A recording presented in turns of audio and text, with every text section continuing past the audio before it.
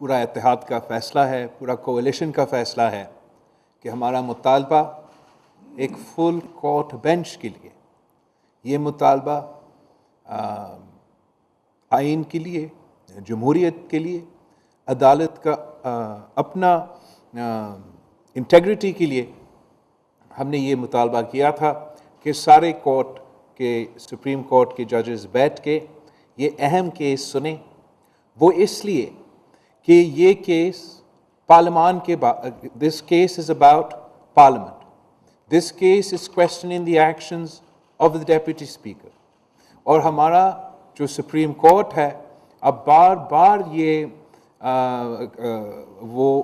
जो पार्लियामेंट के फ़ैसले हैं, जो पार्लियामेंट के दायरेकार है, उसमें उनको फ़ैसला देने पड़ रहे हैं।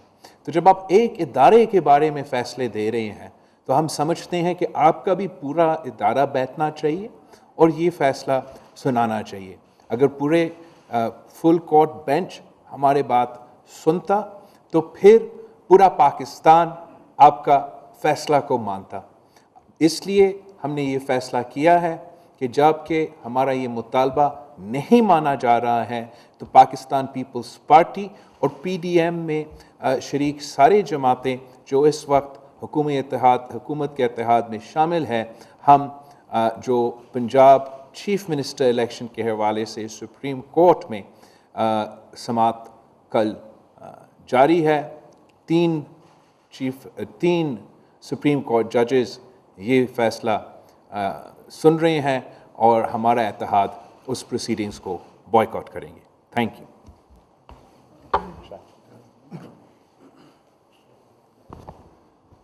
जी, हम ये समझते हैं कि अब इम्तिहान जो है वो सुप्रीम कोर्ट का है।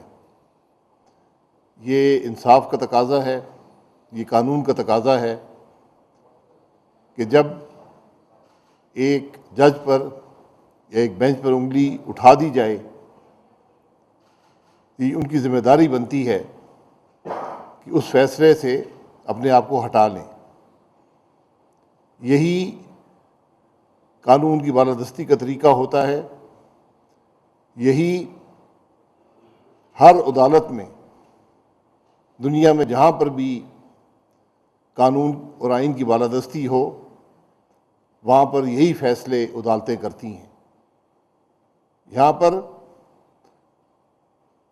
सिर्फ इल्तिजा ये थी, दरख्वास्त ये थी कि ये पार्लियामान का मामला है, पूरा सुप्रीम कोर्ट बैठे, मखसूस बेंच ना बैठें। सिर्फ ये बात थी, इससे आगे बात नहीं थी। जो फैसला फुल बेंच करे उसको पूरा पाकिस्तान तस्लीम करेगा। तो आज ज़िम्मेदारी चीफ जस्टिस साहब की और इस बेंच के बाकी दोनों अराकीन की है कि वो ये फ़ैसला कर लें कि क्या उनका जो कंडक्ट अदालत में होगा, क्या उसको तारीख़ कबूल करेगी या नहीं करेगी।